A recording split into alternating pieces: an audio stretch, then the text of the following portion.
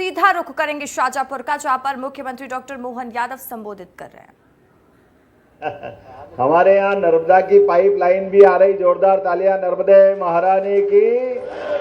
और उससे बढ़कर पार्वती काली सिंध चंबल योजना के माध्यम से यशस्वी प्रधानमंत्री के आशीर्वाद से ये राजस्थान और मध्य प्रदेश की दोनों सीमाओं के बीच लगभग 20 साल पुरानी योजना थी। मैं पार्टी की बात नहीं करता हूं, लेकिन जब ये बात आएगी तो सत्य तो सामने आएगा ही। ये पानी का लाभ यहाँ के किसान आज से 20 साल पहले ले सकते थे, उनकी सारी जिंदगी बदलती। लेकिन दुर्भाग्य के साथ कहना पड़ रहा है, इस संबंध में कुछ नहीं किया गया। कभी हमारे द्वारा यहाँ जब भी सरकार से प्रस्ताव जाता, येन केन प्रकारेण वो सरकार टाल देती। जब हमारी सरकार वहां बन गई, यहाँ सरकार कांग्रेस की, तो ये टाल देते थे।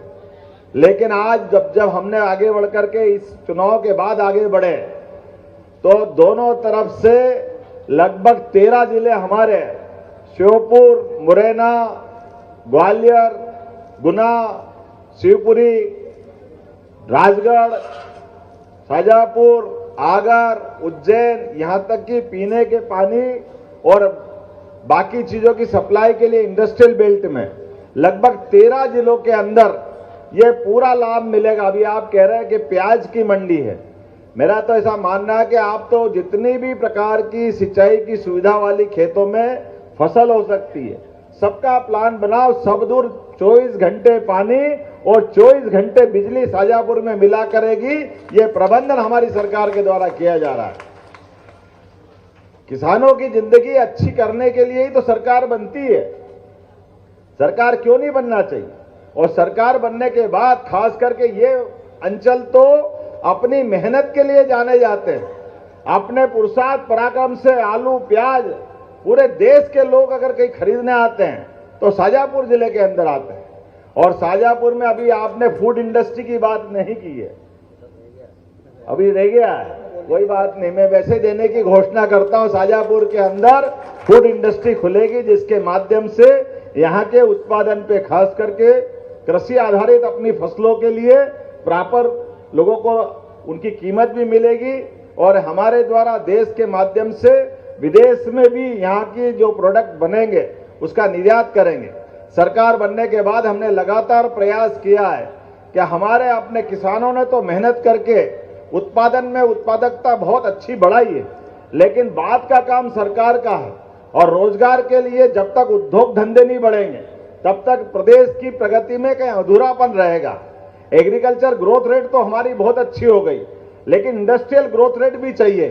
जब तक कृषि आधारित हमारे सभी प्रकार के उत्पाद, सभी प्रकार के कॉटन आधारित उत्पाद जो भी हो सकते हैं, सब में लगातार सरकार के माध्यम से प्रयास कर रहे हैं। मैं पिछले समय कोयम्बटूर गया था तमिलनाडु के अंदर, और वहां के भी उद्योगपतियों से कहा कि आप हमारे मध्य प्रदेश आइए। अभी 7 और 8 तारीख को बेंगलोर जाने वाला हूं। आने वाले समय में खास करके भविष्य में जो ये जिस प्रकार का निवेश आ रहा है, उज्जैन की समिट रीजनल की थी, जिसमें हमने अपने संभाग के अंदर साथ साथ पूरे प्रदेश के अंदर उद्योग धंधों को स्थापित करने की बात कही है।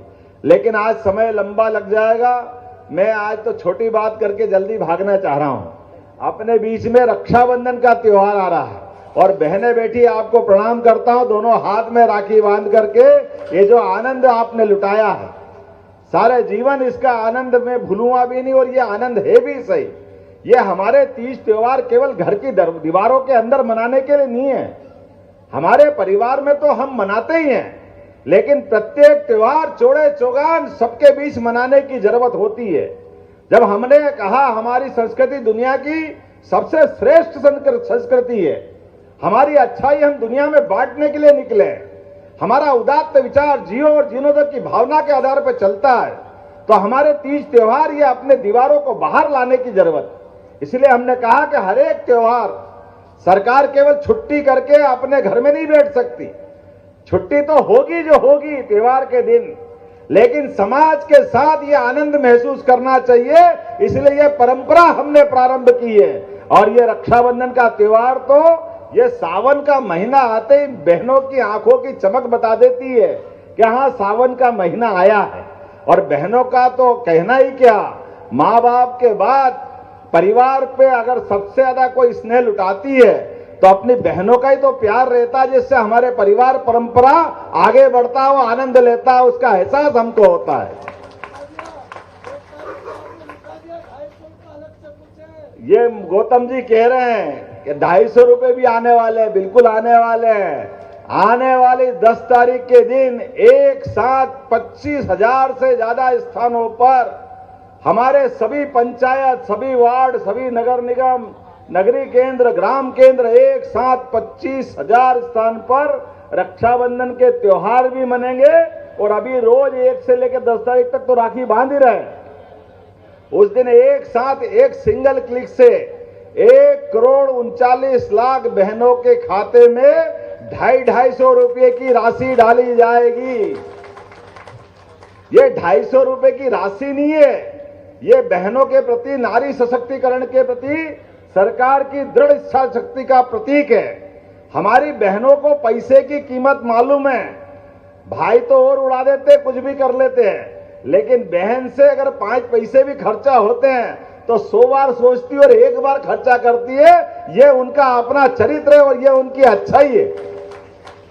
उनके द्वारा उनके हाथ में दिया हुआ पैसा 1-1 रुपया बोल बोल के लगता है, उसका एहसास होता है सच्चे अर्थों में। तो बहनों का जो योगदान भारतीय संस्कृति में है वो कोई छिपा नहीं है। इसलिए हमारे देश के लिए तो हमने मातृ संस्था से जोड़कर देश की कल्पना की है। इसलिए हम कहते हैं भारत माता की, क्योंकि हमने मातृ सत्ता की महत्ता को स्वीकार किया। हमने नवग्रह में भी पृथ्वी को वसुंधरा माना है, माता माना है। हमने अपना जीवंत प्रमाण आपस से जोड़ करके देखना चाहा है। इसलिए प्रत्येक त्योहार, और हाँ, हम तो डंके की चोट कहते हैं, क्या संक्रांति का आनंद आता है। संक्रांति भी केवल भाई गिल्ली डंडे और पतंग उड़ाने में नहीं लगाते। हमारी बहनें सही अर्थ में संक्रांत मनाती है। बहनों के सुहाग का सामान बांट करके बहनें जो जिसकी सोई जैसी है वो वैसे आनंद मनाती। तो संक्रांति का भी 7 दिन का हमने पूरा उत्सव मनाया। बाद में गुड़ी पड़वा मनाया। और विश्वविद्यालय के कुलपति, हमने कहा कुलपति ये शब्द हमारा नहीं है, हमारा तो कुलगुरु होना चाहिए। और सरकार ने विश्वविद्यालय के कुलपतियों का नाम कुलगुरु